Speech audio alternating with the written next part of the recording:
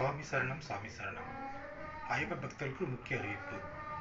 ஐயப்பன் கோவிலில் கூட்டம் அதிகமாக இருப்பதால் தயவு செய்து தள்ளுமுள்ளு செய்து முன்னேறி செல்ல வேண்டும். பொறுமையகம் கடைபிடிக்கவும்.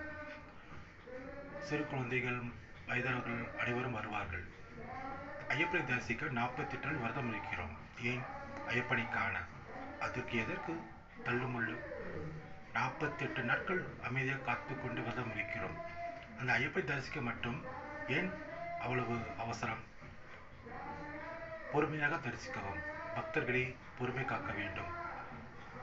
48 நாள் விரதம் இருந்து போறோம். நம்ம எதுக்கு? ஐயப்பனை ஒரு 5 நிமிஷமாச்சு பார்க்கணும். அது ஏன் நீங்க விட மாட்டீங்க? கோவிலுக்கு போனாலும் போதும், தள்ளு முள்ளு ஏன் கல்லு முள்ளு சொல்லிட்டு மலை ஏறலாம், தள்ளு முள்ளு சொல்லிட்டு சாமியை பார்க்கணுமா? கொஞ்சம் யோசிங்கள் ஐயப்ப பக்தர்களே. பொறுமை கடைபிடிக்கவும். சாமி சரணம் சாமி சரணம் சாமி சரணம்.